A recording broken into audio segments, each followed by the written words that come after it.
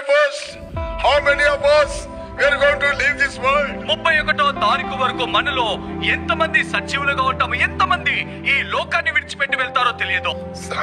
Somebody must be praying for you. బహుశా నువ్వు ఇంకా బ్రతికి ఉన్నావంటే నీ గురించి ఎవరో భారముతో ప్రార్థిస్తున్నారు. ఆ ప్రార్థనను బట్టి నువ్వు బ్రతుకున్నావు. Because of somebody's prayer. ఎవరో ప్రార్థనను బట్టి.